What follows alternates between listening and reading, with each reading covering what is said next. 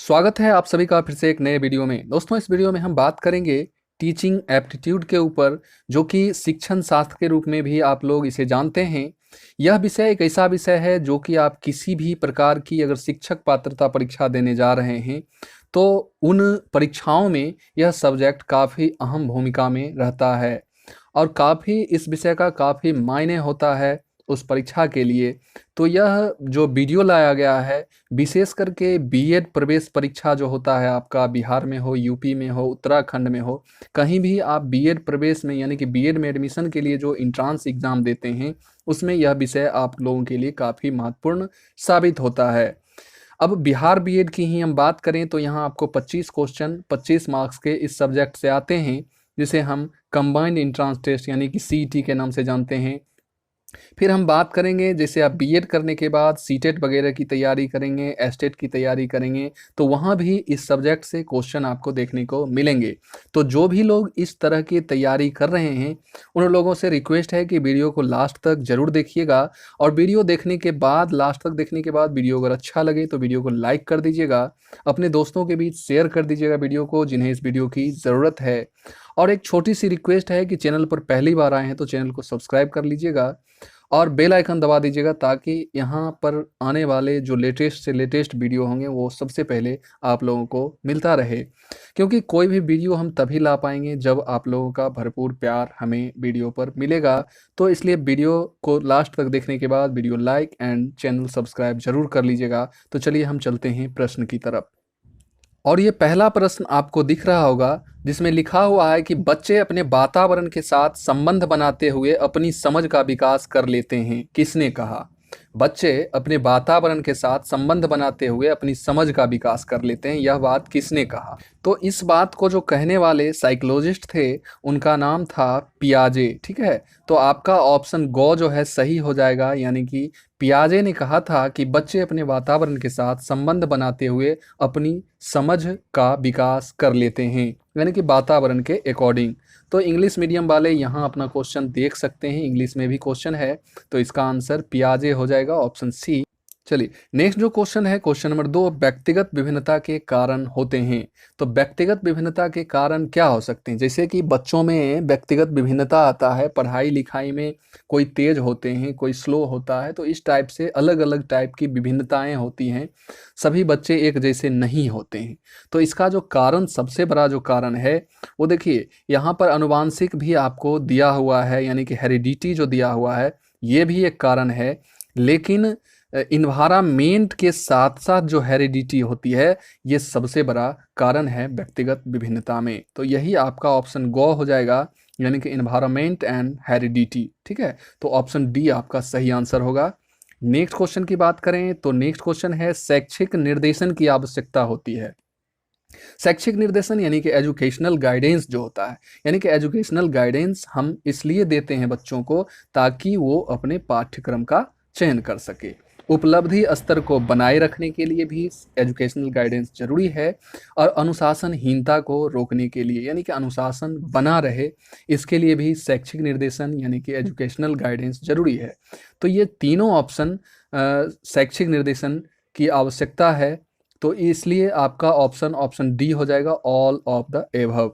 आइए next question पे, और नेक्स्ट क्वेश्चन है, भारत में जो आपका ये डिस्टेंस एजुकेशन यानी कि डिस्टेंस एजुकेशन है, डिस्टेंस एजुकेशन का संचालन कहाँ से किया जाता है? तो देखिए, डिस्टेंस एजुकेशन यानी कि डिस्टेंस एजुकेशन का जो डिस्टेंस एजुकेशन को जो कंडक्ट करती है वो आपको नेशनल जो स्कूल होते हैं, नेशनल ओपन स्कूल ये भी करते हैं और मुक्त विश्वविद्यालय भी करते हैं, यानी कि ओपन यूनिवर्सिटी और नेशनल ओपन यूनिवर्सिटी दोनों जो है सो करते हैं डिस्टेंस एजुकेशन का संचालन। इसलिए दोनों आपका आंसर सही है, उपयुक्त दोनों। ठीक है, नेक्स्ट क्वेश्चन की बात करेंगे, पाठ्यचर्या विकास के सिद्धांत हैं। तो देखिए, पाठ्यचर्या विकास के जो सिद्धांत हैं वो क्या हैं? तो जीवन से संबंधित होने का पाठ्यचर्या विकास यानी कि करिकुलम जो है आपका डेवलपमेंट, उसका जो प्रिंसिपल यानी कि कह सकते हैं कि मुख्य जो सिद्धांत होना चाहिए वो क्या होना चाहिए? तो जीवन से संबंधित होना चाहिए, बिल्कुल। करिकुलम का मतलब ही होता है आपके समस्त दिनचर्या से उसका संबंध होता है। उपयोगिता का ये भी सही होगा, और विविधता और लचीलेपन का, यानी कि तीनों ऑप्शन उपयुक्त जो हैं सही हैं, इसलिए आपका जो हो जाएगा ऑप्शन डी हो जाएगा सही आंसर। एजुकेशन शब्द, देखिए एजुकेशन जो शब्द है वो किस भाषा से लिया गया है? तो एजुकेशन जो लिया गया है वो आपको कहाँ से लिया गया है? लैटिन से लिया गया है। तो ऑप्शन को यानी कि ऑप्शन ए आपका आंसर सही हो जाएगा। उसके बाद देखिए, शिक्षा मनुष्य की जन्मजात शक्तियों का स्वाभाविक और सामंजस्य पूर्ण और प्रगतिशील विकास है, यह कथन कहने वाले कौन थे? तो शिक्षा मनुष्य की जन्मजात शक्तियों का स्वाभाविक और सामंजस्यपूर्ण प्रगतिशील विकास है, यह कथन कहने वाले थे। आप देख सकते हैं 3 ऑप्शन 4 ऑप्शन दिए हुए हैं और इसमें सबसे सही आंसर हो जाएगा पेस्टालॉजी, यानी कि यहाँ आप ए नंबर में पेस्टालॉजी देख सकते हैं। आइए नेक्स्ट क्वेश्चन पे चलते हैं और नेक्स्ट क्वेश्चन है क्वेश्चन नंबर 8। निम्नलिखित में से कौन शिक्षा के कार्यक्रम से नहीं जुड़ा हुआ है? देखिए शिक्षा के कार्यक्रम से नहीं जुड़ा हुआ आपका जो ऑप्शन है वो निरक्षरता का उन्मूलन, बिल्कुल शिक्षा से जुड़ा हुआ है निरक्षरता का उन्मूलन। उसके बाद शिक्षा का बाजारीकरण, देखिए ये शिक्षा का बाजारीकरण जो है बाजारीकरण, ये आपका हो सकता है शिक्षा के कार्यक्रम से जुड़ा नहीं है। सतत शिक्षा बिल्कुल है, कंटिन्यूअस एजुकेशन। और शिक्षा का सार्वभौमिकरण यानी कि यूनिवर्सलाइजेशन ऑफ एजुकेशन, ये भी आपका शिक्षा के कार्यक्रम से जुड़े हैं। तो मात्र आपका जो ऑप्शन ख में जो दिया हुआ है शिक्षा का बाजारीकरण, ये आपके शिक्षा के कार्यक्रम से नहीं जुड़ा हुआ है। आदर्शवादी शिक्षा का मुख्य उद्देश्य, देखिए आदर्शवादी यानी कि the main M of idealism education, तो आइडियलिज्म एजुकेशन का जो मेन एम है यानी कि मेन ऑब्जेक्टिव्स है, उद्देश्य है, पर्पस है, वो क्या है? तो वो जो आपका है ये आपका है सेल्फ रियलाइजेशन, यानी कि सेल्फ रियलाइजेशन यानी कि आत्मानुभूति। यानी कि आदर्श शिक्षा का मेन उद्देश्य वही है, जब आपको खुद में आत्मानुभूति हो जाएगी तो आप समझ जाइए कि मैंने आदर्शवादी शिक्षा पा लिया। तो ऑप्शन ए आपका सही आंसर होगा। माई एक्सपेरिमेंट विद ट्रूथ, यानी कि सत्य की खोज, ठीक है। तो सत्य की खोज जो लिखा गया था किनके द्वारा लिखा गया था? तो ये बहुत ही इजी क्वेश्चन है, महात्मा गांधी ने लिखा था माई एक्सपेरिमेंट विद ट्रूथ। चलिए नेक्स्ट क्वेश्चन की तरफ चलते हैं। और शिक्षा के लोकतांत्रिक स्वरूप में कौन सा मूल्य अनिवार्य समझा जाता है? तो शिक्षा के लोकतांत्रिक स्वरूप में कौन सा मूल्य अनिवार्य समझा जाता है? तो ये आपका देखिए यहाँ जीवन की गुणवत्ता, ये भी सही है। मानव गरिमा, ये भी आपका सही है। और भावात्मक समाकलन यानी कि इमोशनल इंटीग्रेशन, ये भी है। तो आपका ये तीनों सही है, इसलिए उपयुक्त सभी ऑल ऑफ द एबव हो जाएगा। प्रकृति की ओर लौटो, देखिए यहाँ से यहीं से सेंटेंस से ही लग रहा है कि ये प्रकृतिवादी शब्द है। प्रकृति की ओर लौटो किसके शब्द हो सकते हैं? तो प्रकृतिवादी के हो सकते हैं, बिल्कुल, यानी कि ऑप्शन बी हो जाएगा नेचुरलिस्ट। तो यही प्रकृतिवादी हो जाएगा। अब आइए नेक्स्ट क्वेश्चन, समाज का अर्थ। अब समाज का अर्थ क्या है? लोगों का समूह। लोग का समूह समाज थोड़े हो जाता है, लोग तो कहीं मेला में भी लोग मिल जाते हैं, है ना। तो सामान्य लोग, राष्ट्र, ये समाज नहीं। समाज का मतलब होता है सामाजिक संबंधों का जाल। सामाजिक संबंधों का जब जाल बनेगा वही आपका समाज है, ठीक है। लोगों का समूह में मत मार दीजिएगा, क्योंकि लोगों का समूह आपको भीड़ कहीं भी मिल जाएगा तो उसका मतलब ये नहीं कि वो समाज है, ठीक है। तो नेक्स्ट क्वेश्चन की तरफ, शिक्षा में तकनीकी, देखिए शिक्षा में जब तकनीक का अधिक प्रयोग होगा तो उसका छात्रों पर क्या प्रभाव पड़ेगा? तो छात्रों पर जब टेक्निकल एजुकेशन जब स्टार्ट होगा तो क्या होगा? अधिगम स्तर, यानी कि सीखने के स्तर में क्या होगा? वृद्धि होगा। अधिगम मीन्स सीखना, तो सीखने के स्तर में वृद्धि होगा। ऑप्शन घ आपका सही आंसर, ऑप्शन डी हो जाएगा।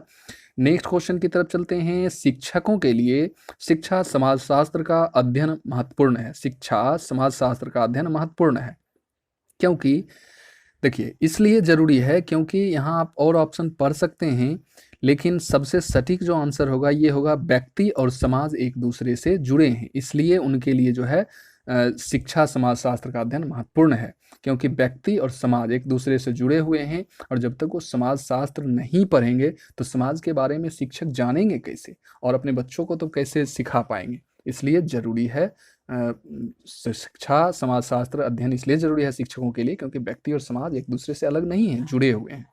अब नेक्स्ट क्वेश्चन की बात कर ले। देखिए, ये नेक्स्ट जो क्वेश्चन आपको दिख रहा है 16 नंबर, स्कूल को एक लघु समाज क्यों कहा जाता है? क्योंकि आपके बच्चे 4 साल 5 साल तक घर में रहते हैं। उसके बाद जो उनका कुछ परसेंट क्या 7 से 8 घंटे तो उनका स्कूल में ही बीतता है। तो इससे क्या होता है, 7-8 घंटे उनका स्कूल में बीतता है और स्कूल में भी उनका क्या होता है, समाजीकरण होता है, सामाजिक तौर पर उनका विकास होता है, वो वयस्क बनते हैं बहुत हद तक स्कूल में भी। उनका शारीरिक डेवलप हो, कोई भी मानसिक डेवलप हो, तो बहुत कुछ होता है और अपने उन समूह में, बच्चों के समूह में होता है। जैसे कि आप ऑप्शन ग में देख सकते हैं कि स्कूली बच्चे समाज में वयस्क सदस्यों के रूप में विकसित होते हैं, इसलिए जो है स्कूल को एक लघु समाज कहा गया है। तो ऑप्शन सी जो है आपका सही आंसर हो जाएगा। नेक्स्ट क्वेश्चन की बात करें तो नेक्स्ट क्वेश्चन है, निम्नलिखित में से कौन भारतीय लोकतंत्र की सफलता है तो सबसे अधिक महत्वपूर्ण है? देखिए, भारतीय लोकतंत्र हो या किसी भी देश का जो लोकतंत्र हो, वो तभी सफल होगा और सब उसकी सफलता में सबसे जो अधिक महत्व की बात की जाती है वो होता है शिक्षित जनता। अगर आपके समाज का, आपके लोकतंत्र का, आपके देश का अगर जनता शिक्षित होता है तो शिक्षित सरकार चुनती है, शिक्षित जनप्रतिनिधि को चुनती है और तभी लोकतंत्र का क्या होगा, विकास होगा और एक अच्छा लोकतंत्र स्थापित होगा।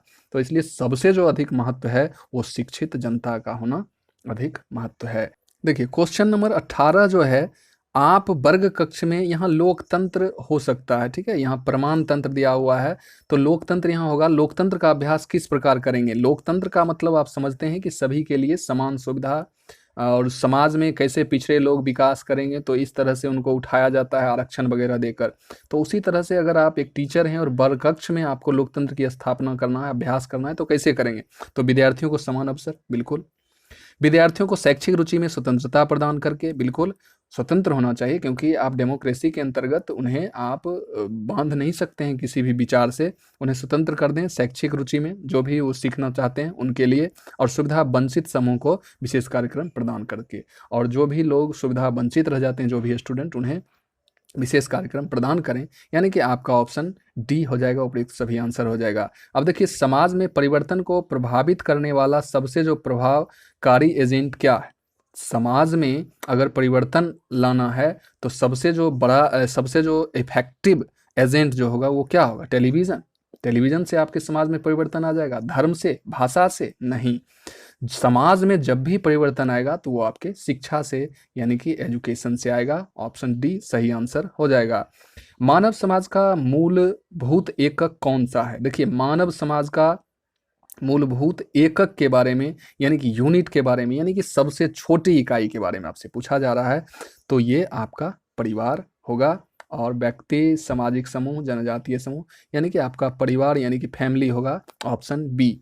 भारत में कौन सामाजिक परिवर्तन में बाधक है? देखिए, भारत में सामाजिक परिवर्तन में बाधक जो है वो जातीयता है, ठीक है, कास्ट हो गया, वर्ग हो गया, ये सारे चीज़ जो है सामाजिक परिवर्तन में बाधक बनते हैं, क्योंकि ये लोग जातीयता, जाति, वर्ग के आधार पर अपने अपने वर्ग, जाति में बट जाते हैं, जिससे सामाजिक परिवर्तन संभव नहीं हो पाता है। वो लोग कमज़ोर, समाज कमज़ोर हो जाता है इससे, ठीक है। और जब सभी जाति, सभी वर्ग के लोग एकजुट होंगे तो हमारा समाज मजबूत होगा और समाज में परिवर्तन आएगा। तो ये सारे जो हैं परिवर्तन में बाधक हैं। ऑप्शन डी आपका सही आंसर हो जाएगा। जिला प्राथमिक शिक्षा कार्यक्रम कब प्रारंभ हुआ? देखिए, जिला प्राथमिक शिक्षा कार्यक्रम जो प्रारंभ हुआ, शुरुआत हुई इसकी, वो 1994 में शुरू हुई, 1994 में। अध्यापक के लिए सबसे मूल्यवान है, अध्यापक के लिए सबसे मूल्यवान क्या है? तो सबसे जो मूल्यवान चीज़ है, वैल्यूएबल चीज़ है अध्यापक के लिए, एक टीचर के लिए, वो है उसकी शिक्षण के प्रति आस्था। चूँकि आप शिक्षक हैं तो आपका पूजा कर्म सब कुछ आपका शिक्षण होना चाहिए। आप अपने शिक्षक को अधिक से अधिक क्वालिटी प्रदान करें, अपने शिक्षण के प्रति आप आस्था रखें, फेथ रखें, विश्वास रखें। तो यही आपका ऑप्शन डी सही आंसर होगा। निम्नलिखित में से कौन सी विशेषता किशोरावस्था की नहीं है? तो किशोरावस्था की विशेषता कौन सी नहीं है? तो देखिए, तेज शारीरिक विकास, ये तो किशोरावस्था में होता ही है। प्रकृति विपरीत लिंग से अधिक रुचि, अगर कोई बॉय है तो गर्ल के प्रति और गर्ल है तो बॉय के प्रति उनका इंटरेस्ट रहता है। अधिक संवेदनशील भी होते हैं किशोर जो होते हैं। लेकिन एक चीज़ जो ये जो ख नंबर में है, स्पष्ट तथा अस्थाई आत्म प्रत्यय ये उनमें नहीं होता है, उनमें क्लियरेंस नहीं रहता है। उसके बाद उनका कॉन्सेप्ट जो है उतना स्थिर नहीं होता है, क्योंकि उनमें एक चंचलता होता है, ठीक है। तो अस्थाई आत्म प्रत्यय हो ही नहीं सकता है। तो यही किशोरावस्था की विशेषता नहीं है, स्पष्ट तथा अस्थाई आत्म प्रत्यय। और नेक्स्ट क्वेश्चन है मानसिक आरोग्यता का अर्थ। देखिए आरोग्यता मतलब क्या होता है? आरोग्यता मतलब हाइजीन हो गया, यानी कि आप कह सकते हैं कि ट्रीटमेंट, इलाज कह सकते हैं।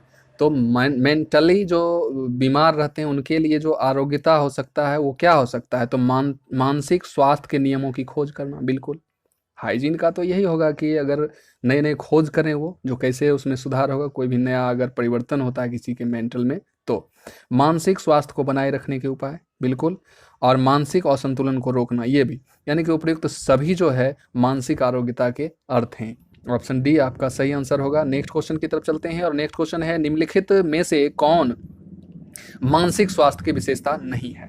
देखिए मानसिक स्वास्थ्य की विशेषता नहीं है, तो मानसिक स्वास्थ्य की विशेषता तो संतुलित, एकीकृत और समन्वित विकास, ये तो होंगे ही। उसके बाद वास्तविकता की स्वीकृति, ये भी सही है। नियमित दिनचर्या, ये भी। मानसिक स्वस्थ अगर कोई लोग है, मानसिक स्वास्थ्य उसका ठीक ठाक है, तो ये सारे जो तीन जो पढ़े उसमें होगा। लेकिन सेखी बखारना यानी कि बड़प्पन करना, डींग हाँकना, ये सब चीज़ मानसिक स्वास्थ्य से रिलेटेड नहीं है। तो यही आपका ऑप्शन सी जो है सो सही आंसर हो जाएगा। प्रभावी शिक्षण प्रक्रिया का सबसे महत्वपूर्ण कारण, प्रभावी शिक्षण प्रक्रिया का सबसे जो महत्वपूर्ण कारक जो होगा वो क्या होगा? ठीक है, यानी कि फैक्टर की बात की जा रही है, तो सबसे जो इफेक्टिव एजुकेशन सिस्टम जो होगा उसका फैक्टर क्या होगा, यानी कारक क्या होगा? तो देखिए शिक्षक का अनुशासन, शिक्षक को विषय वस्तु का ज्ञान, शिक्षक छात्र वार्ता। बिल्कुल, देखिए प्रभावी शिक्षण प्रक्रिया यही हो सकता है जब शिक्षक और छात्र एक दूसरे से वार्तालाप करते हैं, डिस्कशन करते हैं, ठीक है। तो यही हो जाएगा ऑप्शन सी। नेक्स्ट क्वेश्चन, शिक्षकों का मुख्य दायित्व है, शिक्षकों का जो दायित्व बनता है वो क्या बनता है? तैयार पाठ्य योजना के अनुसार पढ़ाएं, यथासंभव गतिविधि का प्रयोग करें, करें अनुशासन। देखिए इसका सही आंसर होगा छात्रों को सीखने के विभिन्न शैली के अनुसार उसे सीखने का अवसर दें। बिल्कुल, विभिन्न शैली, एक शैली नहीं होना चाहिए, अलग अलग शैली से जिस प्रकार से छात्र सीखें उसके अकॉर्डिंग आप शैली निर्माण करें, या शैली उनके अंदर परोसें, उनके नज़दीक परोसें, ताकि वो सीख सकें। तो छात्रों को सीखने के लिए विभिन्न शैली के अनुसार उसे सीखने का अवसर प्रदान करें। तो ऑप्शन डी आपका सही आंसर होगा। उसके बाद है व्यक्तित्व के विकास, यानी व्यक्तित्व के विकास में महत्वपूर्ण भूमिका निभाता है। तो व्यक्तित्व के विकास में, जैसे एक क्वेश्चन आप ऊपर पढ़े थे कि कैसे होता है मानसिक, या कोई भी जो स्टार्ट होता है वो कहाँ से होता है, तो अनुवांशिक तो होता ही है, लेकिन अनुवांशिक के साथ साथ आपका वातावरण यानी कि इन्वायरमेंट कह सकते हैं, एटमॉस्फेयर भी, यानी कि व्यक्तित्व के विकास में ये जरूरी है, महत्वपूर्ण भूमिका निभाता है। एक शिक्षक ने समिति के प्रधान को चेयरमैन के बदले चेयरपर्सन, देखिए यहाँ वर्ड चेंज है, चेयरमैन के बदले अगर चेयरपर्सन कोई भी शिक्षक संबोधित कर रहा है किसी को, तो इसका मतलब क्या है? इसका मतलब तो यही है कि उसे जेंडर फ्री भाषा का प्रयोग किया, ऐसा नहीं है। वह जेंडर बायस जिसको कहते हैं पक्षपात, मान्य शब्द का प्रयोग नहीं हुआ, ये भी नहीं। देखिए इसका सबसे जो होगा, उन्हें भाषा की अच्छी पकड़ है, तभी तो चेयरमैन एक वर्ड है और उसी के बदले वो चेयरपर्सन यूज करते हैं, यानी कि उन्हें वर्ड पर, भाषा पर अधिक पकड़ है, अच्छी समझ है, इसलिए वो ऐसा यूज करते हैं। तो आपका ऑप्शन क सही हो जाएगा। विशेष आवश्यकता वाले बच्चे को शिक्षा उपलब्ध करना चाहिए। देखिए विशेष आवश्यकता वाले बच्चे का मतलब हो जाता है जो दिव्यांग कैटेगरी में आते हैं, जो असमर्थ हैं, किसी को दिखाई नहीं देता आँख से, कोई कान से बधिर हैं, कोई लंगड़े हैं, इस टाइप के बच्चे जो हैं ना दिव्यांग कैटेगरी में, तो उनके लिए जो शिक्षा उपलब्ध कराना चाहिए आप टीचर होने के लिए, क्या आपकी समझ है? तो वो आपसे पूछा जा रहा है। तो देखिए उनके लिए शिक्षा हमेशा सभी सामान्य बच्चों के साथ होना चाहिए, ताकि उनमें हीन भावना ना आवे, क्योंकि उनको अगर अलग विशेष प्रकार की शिक्षा अलग से देने लगेंगे तो उन्हें लगेगा कि हम शायद प्रकृति से अलग, भगवान मुझे अलग बनाया है, इसलिए हमें अलग ये सब किया जा रहा है। तो उन्हें सामान्य बच्चों के ही साथ सामंजस्य बैठा के उन्हें शिक्षा देनी चाहिए। तो आपका गौ नंबर सही आंसर होगा। इनमें से कौन वर्ग कक्ष में गतिविधि के लिए आवश्यक नहीं है? तो वर्ग कक्ष में जो गतिविधि के लिए आवश्यक नहीं है, देखिए खेल खेलना, इसमें गतिविधि होगी, एक्टिविटी होगी, प्रयोग भी कुछ कीजिएगा तो एक्टिविटी होगी, कहानी लिखिएगा, लिखवाइएगा, अगर कहानी लिखने के लिए बोलिएगा तो उसमें भी एक्टिविटी होगा, व्याख्यान में क्या है कि बस व्याख्यान में क्या होगा, लेक्चर में टीचर अपना लेक्चर देते रहेंगे और उनमें छात्र सुनते रहेंगे, क्योंकि उसमें एक्टिविटी गतिविधि नहीं होगी। तो यही आपका ऑप्शन घ जो है सही आंसर हो जाएगा। नेक्स्ट क्वेश्चन है, अच्छा शैक्षिक कार्यक्रम वह है जो निम्नांकित के अनुसार हो। तो अच्छा जो शैक्षिक कार्यक्रम होगा वो किसके अनुसार होगा, तो बच्चों की ज़रूरत के अनुसार, बच्चों की क्षमता या योग्यता और बच्चों की रुचि के अनुसार, यानी कि सभी तीनों ऑप्शन आपके सही हैं, तभी जो है अच्छा शैक्षिक कार्यक्रम हो पाएगा। आइए नेक्स्ट क्वेश्चन और लास्ट क्वेश्चन है, जो आपकी सही आलोचना करता है, यानी कि शिकायत करता है, सही, झूठा मूठा नहीं, सही आलोचना करता है, आप में अगर कोई त्रुटि है और वो बोल देता है आपके मुंह पर, तो उसके साथ आपका व्यवहार अपेक्षित है। तो कैसा आप व्यवहार करेंगे उसके साथ, तो हमेशा वैसे व्यक्ति के साथ एक मित्र के रूप में व्यवहार करें, क्योंकि वो आपके त्रुटि को उजागर करता है, और उजागर करने वाला आपका हमेशा मित्र होगा, तभी आप अपनी त्रुटि को दूर करके एक अच्छे नागरिक बन पाएंगे। तो यही था आज का क्वेश्चन। यह वीडियो आपको कैसा लगा ज़रूर कमेंट कीजिएगा, कमेंट करने से मोटिवेशन मिलता है। और देखिए सारा चीज़ डिपेंड करता है कि नेक्स्ट वीडियो कैसे आवे, तो वो आप पर डिपेंड करता है। आप अगर इस वीडियो को ज़्यादा से ज़्यादा लोगों के बीच शेयर करते हैं, मेरा व्यू बढ़ता है, तो हमें एक प्रेरणा मिलती है वीडियो बनाने के लिए। तो चैनल को सब्सक्राइब अवश्य कर लीजिएगा। धन्यवाद।